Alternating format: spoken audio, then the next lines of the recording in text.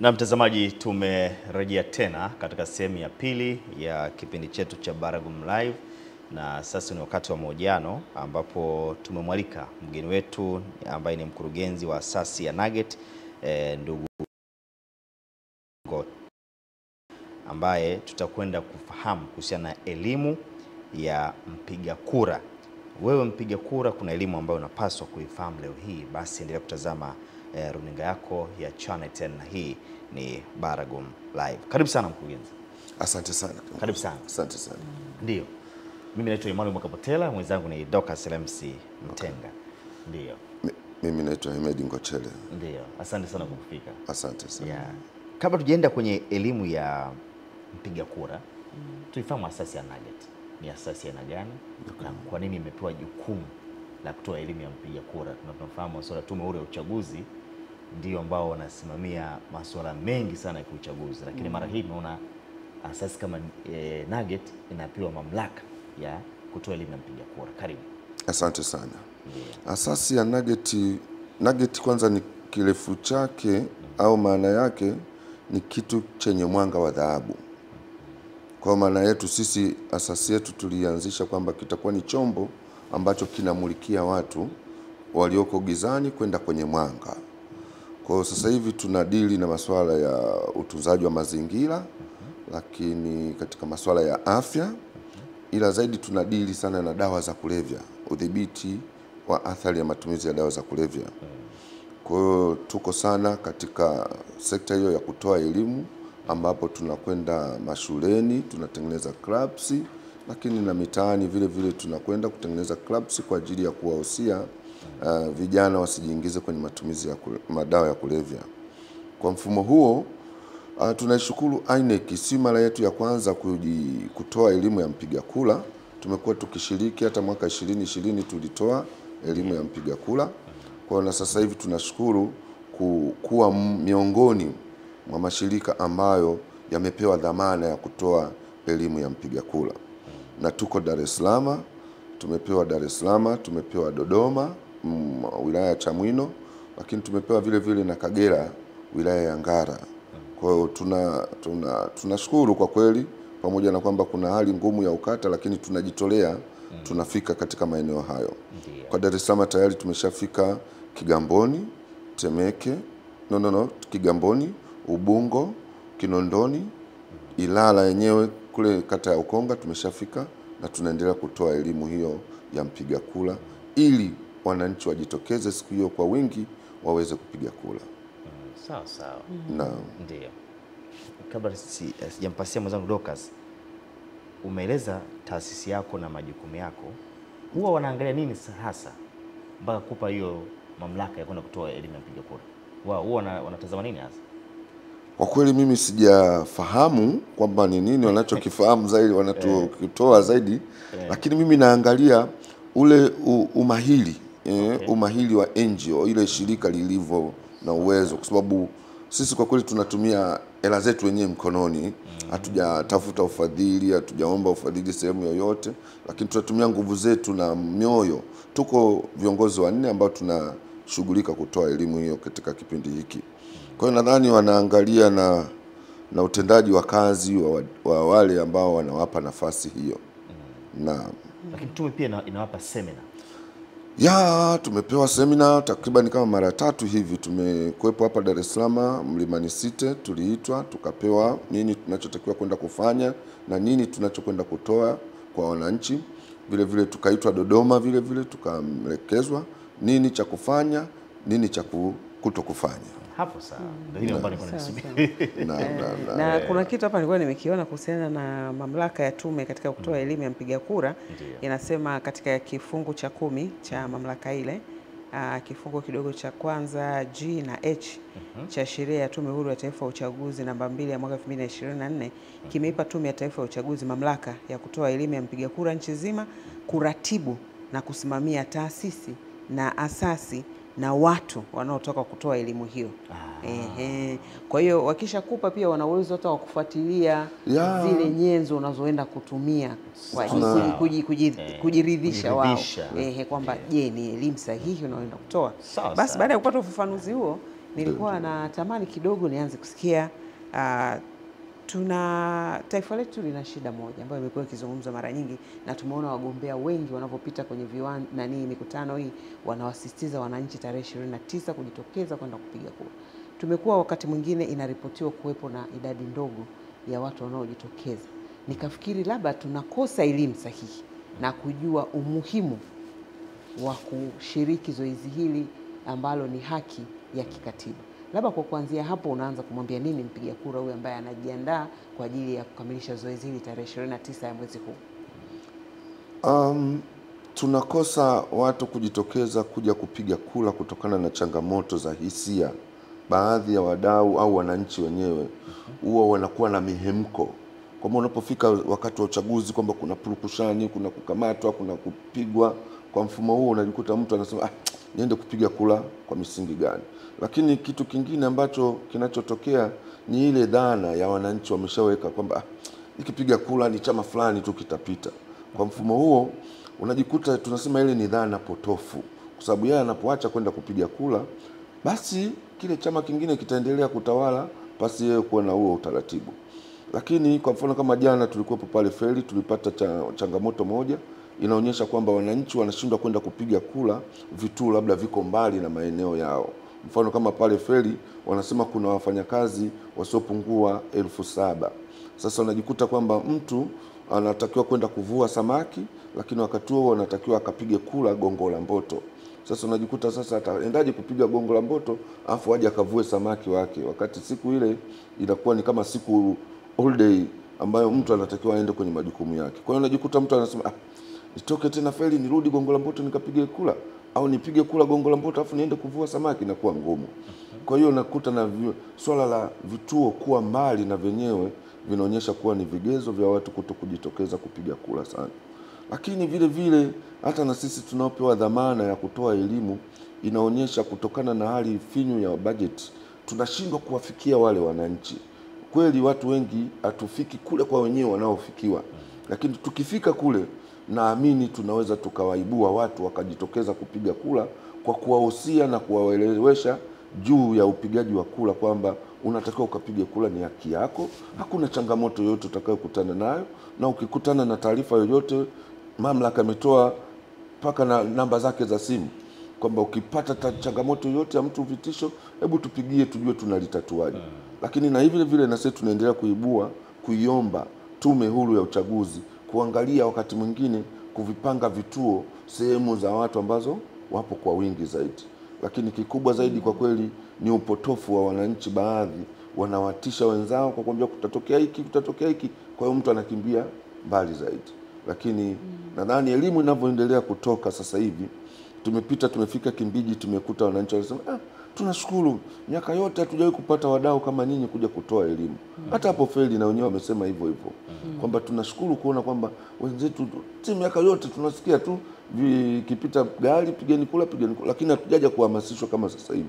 Sasa hivi tunashukuru serikali kutuona kwamba ni wadau ambao tunaweza kujitokeza kupiga kura. Kwa hiyo waliunga mkono hoja na wakasema kwa kipindi hiki hawawezi kutaka kituo kwa haraka, lakini wanaomba kwamba kipindi kingine wawekewe kituo karibu, ila watajitokeza kwenda kupiga kura. Kwa hiyo tunaendelea kutafuta fursa, hususan katika miingiliano ya watu kama pale Feri. Vile vile tulijaribu kwenda kuomba TAMESA ili kabla wananchi hawajavuka kwenda ng'ambo tuwaelimishe, na kwenye vyombo vya reli hivi tulikuwa tunajaribu kutafuta fursa vile vile ambapo kuna wananchi wengi, tuwaondoe ile akili mgando kwamba wanapokwenda kupiga kura haki zao hawazipati, kinapata chama tawala badala ya chama kingine, au mtu mwingine anapata hiyo wao hawapati. Kwa hiyo tunajaribu kuwaondolea hiyo dhana, akapige kura alete mabadiliko ya kile kinachofikiriwa kufanyika. Wanasema kura moja inaweza kuleta mabadiliko makubwa sana. Yeah. Sasa wewe unapojirudisha nyuma na kusema siendi kupiga kwa sababu zozote zile, tayari unaweza kukuta kile ulichokuwa unakitamani kukiona hakitokei, kumbe ni kwa sababu ya kura yako tu. Ni kweli kabisa. Au wewe pamoja na wale wachache ambao hawajaenda. Labda ni elimu gani hasa ya msingi ambayo mnampa huyu mpiga kura? Elimu ya msingi kubwa ambayo tumejaribu kuelimishwa kwa sasa hivi, kwanza kuleta mabadiliko yaliyojitokeza sasa hivi. Mheshimiwa Mwenyekiti Tume Huru ya Uchaguzi kashatoa tangazo dhidi ya utaratibu wa upigaji wa kura wa Mheshimiwa Rais, kwamba hapo kale ulikuwa una kadi yako unaweza kupiga kura sehemu yoyote ile bila utaratibu wowote. Lakini kwa sasa hivi utaratibu uliopo ambao sasa na tangazo lake linaisha leo, kwa na leo tunajaribu kuhamasisha wanajamii wajitokeze kwa wingi kwenda kubadilisha taarifa zao pindi itakapofika siku ya kupiga kura upande wa rais, basi aweze kupiga bila changamoto ambazo zinaweza kujitokeza.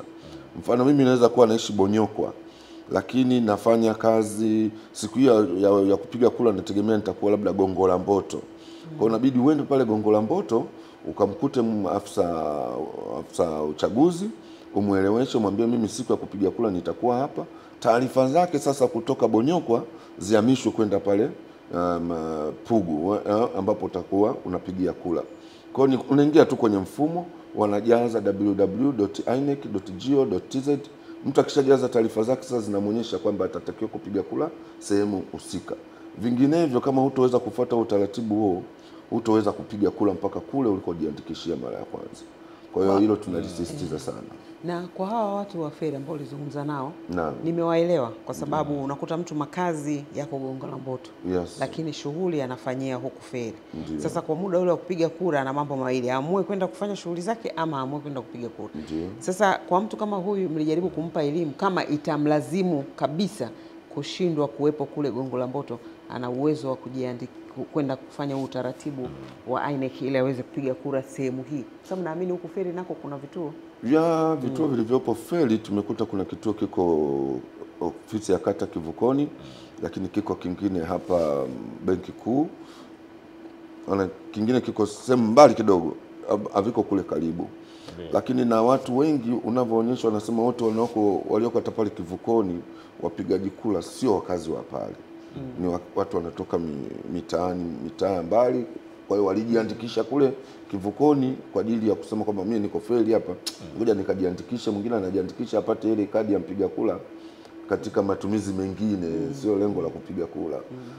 Asilimia kubwa wanatuambia wale wa feri huwa hawapigi kura kutokana na changamoto yao, kwa sababu anakuja yeye kajisajili tu pale, kwa hiyo kupiga kura sio issue yake. Lakini sasa hivi tumejaribu kuwaelimisha kwamba wana kero mbalimbali nyingi, wakasema kero zenu haziwezi zikasikika kama mtu weza kuwa na uongozi thabiti. Kwa hiyo tumewaelimisha, sasa watatoka pale feri watakwenda Kivukoni kupiga kura. Wengine waliojiandikisha huku benki basi watakwenda kupiga kura. Vile vituo viko kama 4 pale jinsi alivyotueleza mwenyekiti wa lile soko la kimataifa. Kwa hiyo na wao tumewaelimisha juu ya jambo hili, lakini sisi wa Tanzania tumekuwa wagumu sana, kwa sababu hata sasa hivi unamwambia mtu aingie kwenye mfumo, lakini utashindwa kuelewa. Siku itafika uchaguzi, anakwenda na kadi yake, anaambiwa taratibu hizi zilitoka, au asikilizi vyombo vya habari. Maana wengine mpaka tumekwenda kule wajui hata uchaguzi utafanyika lini, mpaka unamtajia. Ndio mwingine unaona anaandika tarehe 29 mwezi wa 10, ndio siku ya kupiga kura. Itakuwa siku gani? Unamweleza siku yake, basi vitu kama hivyo. Lakini vingine ambavyo tunawahusia sana ni kujiadhari na makundi pindi unapokwenda kupiga kura pale. Akimaliza kupiga kura aondoke katika eneo lile. Tuache ile dhana potofu kwamba tunalinda kura zetu wakati yeye yuko nje. Kwa hiyo katika kulinda kura zetu unazishwa mpambano Simba na Yanga, maneno mengine ajabu. Vile vile tunaweza kuleta hatua za kupingana baina ya mgombea na mgombea. Kwa hiyo tunawahusia sana wasijiingize kwenye makundi kama hayo. Akimaliza kupiga kura aondoke. Kitu kingine tunawaelimisha mavazi. Asivae vazi linalohusiana na chama chochote kile, au kuwa na vazi ambalo litakuwa na picha ya mgombea. Mtu mwingine anaweza kavaa tu akasema nimevaa kama vazi la kawaida, lakini mwingine kule anajifunza huyu ndo mzuri, basi hivyo. hiyo unajikuta ni unafanya kampeni pasipokuwa na utaratibu, kwa sababu mwisho wa kupiga kampeni umeshatangazwa, kwa hiyo hutakiwi kufanya hivyo. Lakini kitu kingine tunawahitaji wawe wastaarabu, wawe wavumilivu, wafuate taratibu. Kuna wengine wakifika pale kituoni anataka afike tu na kupiga kura. Kwa hiyo tunaombea ni lazima atafuata taratibu za pale, atasikiliza jina lake, litatajwa, litasomwa kwa sauti kubwa ili wale mawakala waweze kujua jina ni la mtu mwenyewe pale. Basi akithibitika atapewa karatasi zile 3 za kwenda kupiga kura, na sehemu ambacho kimeandaliwa atatia tiki ambayo haitozidi ndani ya kiboksi. Kwa hiyo tunawaelimisha wasivushe tatizo hilo la kuharibika kwa kura. Unakuta unasikia sawa wamejitokeza wengi kupiga kura, afu unakuta kuna asilimia kadhaa kura zimeharibika. Naam. Shida hasa pale inakuwa nini? Shida inakuwa leo tujue tarehe 29 tusirudie hilo kosa. Ndio maana tunaendelea kuwaelimisha. Shida inakuwa ni kwamba kuna mtu anasema chama fulani mimi sikitaki. Kwa unakuta anafanya kama wale walimu, hapa kosa, hapa tiki, hapa kosa, hapa kosa, badala ya kupiga kura. Kwa unajikuta alama zote kama 18 zote kaweka tiki sehemu moja, nyingine zote kaweka kosa. Kwa hiyo ile kula imeharibika hiyo. Hiyo kula inakuwa imeharibika. Lakini na vile tulikuwa na changamoto na maswali mengine tunaita pale panapokuwepo na mgombea mmoja kwamba kula za ndio na hapana, nani anayethibitisha kula ya hapana? Kwa hiyo tunajaribu kuwaelimisha kwamba kwa sababu kila kituo kinakuwa na mawakala. Kwa hiyo hata kama kutakuwa na kituo chenye mgombea mmoja, lazima kutakuwepo na mawakala na msimamizi wa uchaguzi. Kwa hiyo lazima yule msimamizi wa uchaguzi atasimama kwenye hapana, wale wengine watasimama kwenye kula yao ndio, kisha na siku hatua itakayotokea pale inatoka ya uhalali kabisa. Kwa hiyo tunaendelea kuwaelimisha kujitokeza kwa wingi zaidi waweze kupiga kula pasi kuwa na wasiwasi wowote. Serikali ya Tanzania imejiandaa vizuri sana. Lakini kuna baadhi ya watu wachache wanawatisha watu. Nani wanawatisha waweze kufanya kitu chochote kwa sababu serikali imeshatengeneza mazingira vizuri kabisa. Ukiona sasa hivi mwenyekiti anaweza kuzunguka vitu viko sawa, vitu vimewekwa vizuri. Kwa hiyo tunawaomba wananchi wajitokeze kwa wingi sana kwenda kupiga kula. Hakuna shaka wala tatizo lolote linaloweza kujitokeza. Mimi ningeomba urudie hapa kwenye kura ndio au hapana, kwa sababu kumekuwa kuna maswali mengi sana. Kwamba sasa huyu tutamchagua tukilinganisha na nani? Kwa fomu zinakuwa tofauti na zile fomu zilizoko sehemu nyingine au fomu inakuwa ni ile ile? Fomu ya kula na hapana, kula ya ndio na hapana inakuwa ni ile ile, lakini sitakuwa imesha design kwamba kuna mtu ni mmoja. Tumeona katika majimbo mengine kwamba amepita mtu bila kupingwa. Zamani walikuwa wanasema basi wewe hamna hata kumpigia kula. Lakini sasa hivi hapana. Sasa hivi atapiga kula. Kwa sababu pamoja na kwamba mtu yule amechaguliwa yuko mmoja pale, itapigwa kula ya ndio na hapana. Sasa anayethibitisha zile kula za hapana ni msimamizi wa uchaguzi. Kwa sababu mara baada ya kutangaza pale watahesabu zile kula zitakavyoonekana, wale mawakala wa ndio watasaini pale kukubaliana kwamba kula zetu ni hizi. Kwa msimamizi wa uchaguzi atakwenda kutangaza jinsi zilivyotokea. Sasa kama yuko mmoja tunapiga ili iweje? Na hapana zikiwa chache? Tunapiga kula ya ndio na hapana kwa sababu au ndio zikiwa chache. Sasa pale inategemeana kwa sababu tunachoangalia kula zikiwa mfano wamepiga watu 3. 2 zikaenda kwa ndio, 1 ikawa ya hapana. Tayari yule mwenye ndio kashapita. Ndio. Lakini kula ikiwa wamepiga watu 3, kula zote za hapana zimepatikana 3, yani labda zimegongana moja hapana 2 ndio 1. Ndio ikiwa 1 tayari yule ameshashindwa, uchaguzi unarudiwa. Uchaguzi unarudiwa. Kama mtu akipata kula 2 alafu kula zilikuwa kula nyingi, mfano 5 zote zikawa za hapana, akapata kula 2, yule kakosa. Akipata kula 3 za hapana 3, yeye akapata 2, kula imekosewa. Kwa hiyo akipata 1 na akapata 1 huku labda 100 kwa 100, uchaguzi unarudiwa. Kwamba 50 kwa 50. 50 kwa 50 uchaguzi unarudiwa. Hamna mbabe hapo. Hapo panakuwa hamna mbabe. Hapana na ndio wamechuana vizuri hapa. Wameturishana vizuri. Kwa sababu mimi kwanza nashukuru sana kwa elimu hii. Kwa sababu hii elimu sio tu kwenye jimbo husika ambao kuna mgombea mmoja, imekuwa imeenda mpaka huko mtaani. Sasa inakuwaje yule mtu amepita bila kupingwa, ushindi wake unapatikana vipi? Kumbe kuna ndio au hapana. Ndio na hapana. Umeelewa? Kwa ina maana ili ushinde zaidi ya 50%. Ya, unaweza kushinda so lazima 50, unaweza kushinda hata kwa kula moja. Kama mtu ataacha kwenda kupiga kula, inaweza kukosesha wewe kuwa ndio kupata kula ndio na hapana. Okay. Ya, mfano wameenda watu wamejiandikisha watu 100. Wameenda kupiga kula watu 98. Kwa hiyo kula 97 zikasema hapana. 96 zikasema ndio. Kwa hiyo wewe umeshakosa. Lakini kama wangeenda watu watatu tena pale wakaongezeka zikafika 99 kwa 98, kwa tayari wewe umeshapita. Ndio maana tunasema kura yako moja inaweza kuleta mabadiliko. Ya, kura moja inaweza kuleta mabadiliko makubwa sana.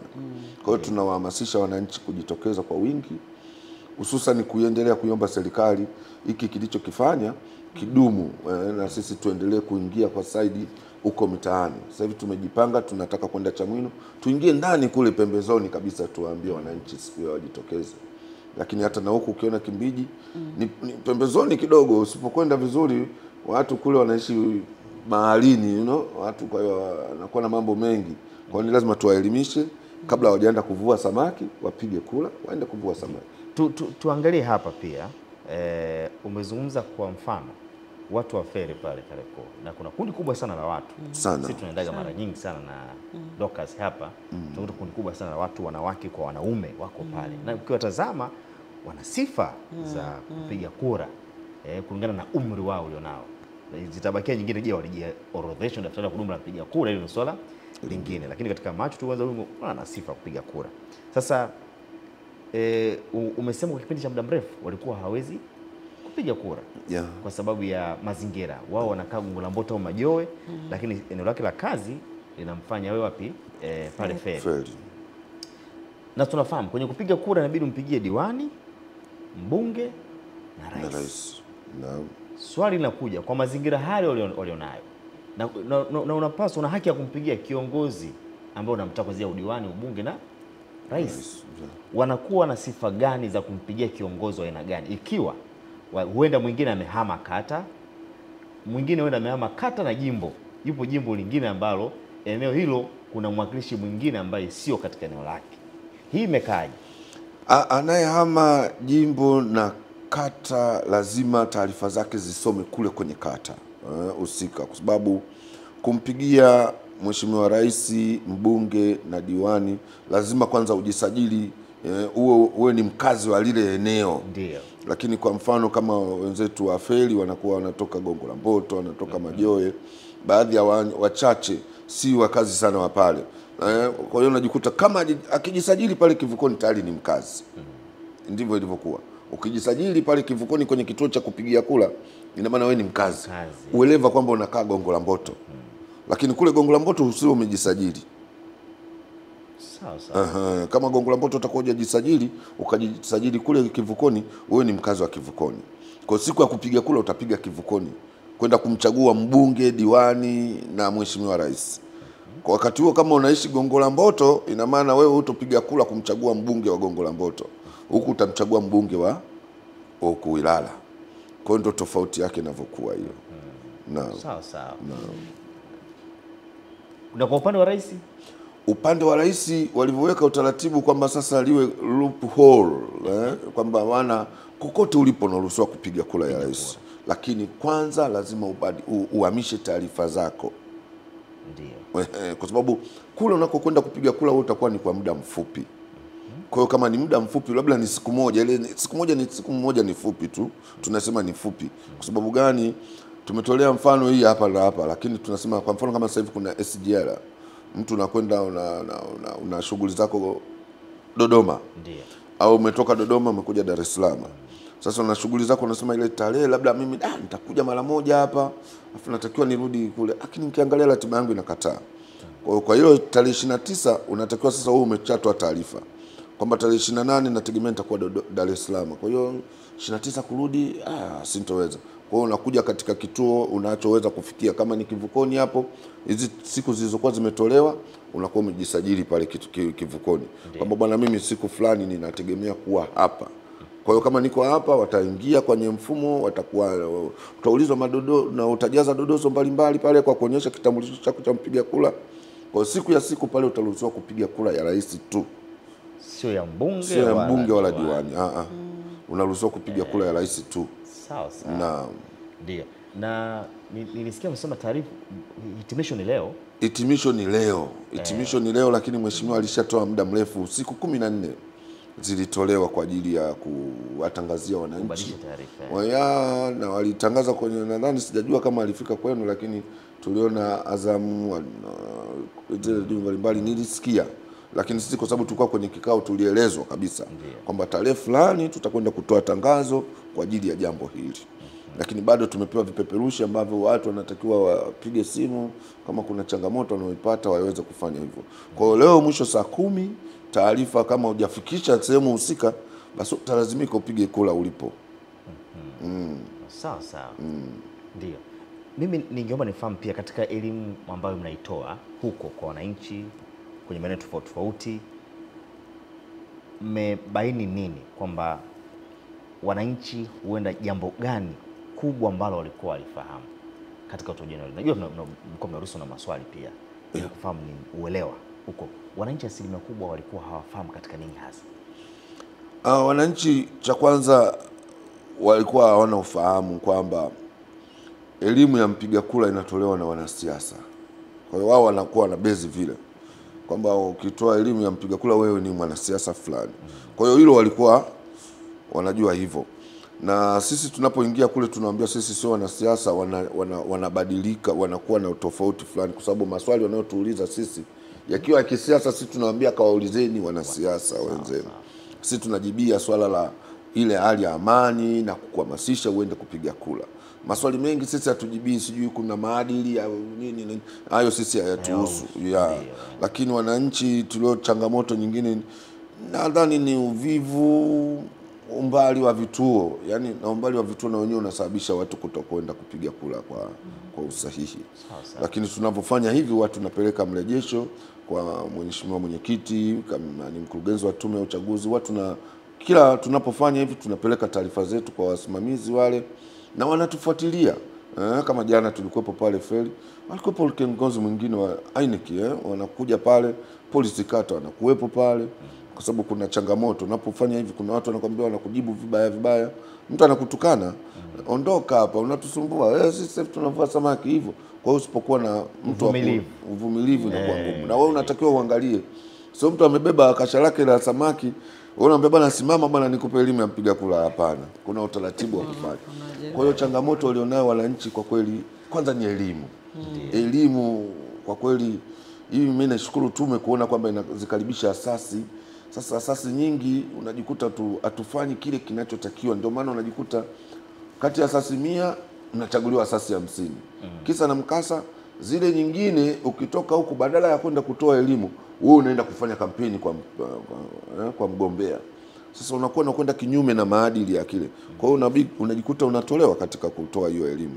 Kwa hiyo sasa unakuta tuko wachache, kwa hiyo tunafanya kazi kwa muda mrefu na kwa uthabiti zaidi, lakini wananchi wanatupokea vizuri sana. Ila kikubwa kwa kweli elimu kwa wananchi huko bado haijafika. Mfano hata hilo swali tulikuwa tunakwambia sasa umesema tunapiga kura kwa watu 18. Tumeorodheshwa pale. Sasa mimi namtaka mmoja, sina mwekea tiki yule mmoja, wale wengine nawekea X ili kwamba msisitizo ili yule mwingine wasije kuonyesha kwamba hata kwa makosa wasije wakanibadilishia kule mbele, wakabadilisha wakaniwekea tiki mtu mwingine. Kwa hiyo ni lazima mimi niweke X zote zile nimweke mtu mmoja tiki ili watu wengine wasipate nafasi ya kupata. Kwa hiyo kumbe mimi nifikiri mtu anafanya makusudi, kumbe anafanya akiwa na maanisha. Wengine ni watu makini kabisa na akili zao, wanafanya vile kama hujawahi kuangalia. Kwa hiyo inabidi pale uanze kumwambia kwa kufanya hivyo unakuwa umeharibu kura yako. Kwa hiyo wengine wanasema wanashtuka. Na kutia ile tiki, kuna mwanzo pale ulikuwa unaanza kuzungumza hakikisha unatia tiki iwe inatakiwa iwe ndani ya box. Ndani ya kiboksi. Ukizidi nje ikitoka ina maana umekosea. Kwa hiyo kama nikifanya hivyo kwa bahati mbaya, bora niombe karatasi nyingine. Yaani kuna mawili, ukifanya vile bahati mbaya lazima msimamizi na yeye awe karibu aone kwamba kilichokusababisha wewe kupitiliza nje ya box ni kitu gani. Kwa sababu elimu zinatolewa kwa wao wanasiasa wenyewe wanasema huko na sisi tumeingia tunawaambia. Kwa hiyo ukiona mtu amefanya vile, ndio maana tunasema kula hii imeharibika. Kisa na mkasa, mtu kachapata elimu alafu anatia hivi nje zaidi. Alafu mbaya zaidi unakuta ameshatia ametoa nje alafu anakata X zile wengine wote au mwingine anamtoboa macho mgombea. Kwa hiyo unajikuta mimi nilitaka nitoe mfano. Wangapotea nafikiri utakumbuka zamani wakati tunasaini kwenye kitabu. Kila mtu ana namna yake anaoandika na kusaini. Kuna mwingine anakuja yani mpaka ukifungua ile page unaona jina lake kwanza kwa jinsi alivyoandika kwa ukubwa na signature kubwa sana. Sasa nimemwaza huyu ambaye anapiga ile tiki inatoka mpaka nje. Nafikiri lengo lake ndio yale ya msisitizo kwamba yani hapa huyu ndio ninayemtaka kwa hiyo tiki yangu. Huyu mkasema mjaona. Mjaona. Yani huenda kwa dhamira yako ya kukata wengine ukao uko sahihi, lakini utaratibu hautakiwi uwe hivyo. Hautakiwi. Sio umenipata kisheria na taratibu. Na unapoenda pale furaha yako isizidi. Fuata maelekezo. Fuata maelekezo. Unajua ukipiga tiki nilikuwa huyu hapa jamani huyu kwamba isalete sababu, lakini kuna utaratibu, ndio maana kuna elimu kwa mpiga kura ambayo inafanyaje inatolewa. Ukifuata utaratibu, ukisikiliza vizuri sana hii elimu ambayo inatolewa hapa, ina maana kura yako haiwezi kufanyaje kuharibika. Lakini vile vile tunasisitiza hata walemavu. Kuna watu wanakuja pale yani hatujajua vizuri zaidi, lakini kuna changamoto. Kuna watu kama wanafanya udalali fulani vile unafika pale unakuta macho anapigiwa kula na mtu mmoja tu anasainiwa kupiga kula kwa ajili ya wote wale wanavyokuja pale. Sasa hivi mambo hayo yamebadilika. Mlemavu wa macho anatoka na mtu nyumbani. Unatoka na mtu wake nyumbani anayemwamini. Na yule atathibitishwa kweli huyu mtu umetoka naye nyumbani kupitia wale mawakala wanaulizwa, huyu mnamfahamu? Tunamfahamu. Kwa hiyo atamuelekeza na pale wamewekea utaratibu mzuri. Sasa hivi sio kwamba unaleta tena wewe ndio unawekea tiki. No. Yaani utaratibu ni kwamba imeshatengenezwa ballot yao za utaratibu wa nani nukta nundu zile. Imeshatengenezwa karatasi. Kwa hiyo kichukuliwa pale itawekwa karatasi, chini ya zile karatasi kama zetu za kawaida tunaoona tunaweka tiki. Kwa hiyo na ile ballot lake wataliweka juu ya ile karatasi ya kupigia kula huku. Kwa hiyo atagusa anapotaka. Anaona chama hiki ni nataka huyu fulani. Kwa hiyo kadri anavyoendelea kugusa pale anaona huyu ndio ninayemtaka. Kwa hiyo akigusa sehemu fulani inaonyesha ni tiki. Kwa hiyo anabonyeza pale. Akibonyeza kwenye tiki, kwa hiyo kule inaenda ina tiki kwenye karatasi yake kule. Kule nyuma ina tiki chini. Sasa mpaka wewe una uwezo wa kuzisoma zile kupitia na nini? Asilimia kubwa wenzetu hawa ambao kama sisi tuliopata matatizo kipindi cha ukubwani, mambo ya solar pressure tutakuwa tunaelekezwa na mtu ambaye ameaminika. Lakini wale wengine wote sasa hivi wamefundishwa, walemavu wa macho asilimia kubwa yani anajua. Wao ukipata shilingi 1000 wanajua kusoma lugha zile nukta nundu wanazifahamu. Asilimia kubwa wanajua. Ndio kuna hili pia tusaidie. Kuna watu yani hatutaki mtu atafute sababu. Kwa mfano kuna walemavu wa aina tofauti, mama wajawazito. Sehemu za kupigia kura zimetengenezwa utaratibu gani kwa hapa kipaumbele? Kwa sababu isika sababu bwana mimi nikifika pale foleni kuna watu walemavu wa ngozi kwenye foleni kwenye jua kali kidogo nayo kwa watu wakihoji. Na hivyo tunakutana navyo na wengi wanathibitisha. Unajua kuna walemavu huko anatembelea mikono, ana wheelchair hivyo. Lakini serikali imejaribu kufanya kupitia ile sensa yani imetoa majibu mazuri sensa. Kwa kila eneo, mfano imekuja hapa Mnazi Mmoja ilivyofanya siku ya kuamkia uhesabuji wa watu, ili wahesabu ikapitia walemavu wote wanajulikana. Kwa hiyo na kule tume ya uchaguzi na yenyewe tume huru ya uchaguzi inafahamu A to Z kwa kila kituo. Kwa hiyo kituo ambacho kina changamoto cha mlemavu tayari taarifa zake zimeshajulikana. Kwa hiyo pale kuna mlemavu yuko sehemu fulani ana changamoto hii, kwa hiyo atafuatwa. Atakapofika pale atapiga kula bila changamoto yoyote. Lakini vile vile tumewekewa utaratibu, mama mjamzito, mzee na mtu ambaye kidogo ana matatizo ya kiafya, akifika hamna kupanga foleni kivile. akifika tu mara moja anakwenda kupiga kura bila changamoto yoyote. Sawa sawa. Na Mimi ni kushukuru sana. asante sana. Asante sana kwa kuja. Mkurugenzi wa asasi ya Nugget ndugu Hemedi Ngochele alikuwa akitupa elimu ya mpiga kura. Nadhani kuna mambo ambayo tayari umekwisha yafahamu hapa. Kwa wale ambao tunaendaga pale na furaha ambayo inazidi, usipige tiki ambayo inapitiza kwenye ile kibox. Kuwa makini ndani ya eneo la box, wewe weka tiki kwa yule kiongozi ambaye unahisi kwamba unamchagua wewe sasa. Si umenipata vizuri Lakini acha kutoboa macho picha za viongozi wengine ambao unawapiga X ya kutoboa macho hii. SS kwa kuifikiria kama kuna watu wanaweza kufanya hivi. Asante sana kwa kuja. Asante sana. Shukrani sana. Mimi ni Emmanuel Mkapotela, mwenzangu ni Dr. Serems Mtenga, na tunapata marudio ya Asubuhi Njema. Tutarejea baadaye kukutana na wahariri.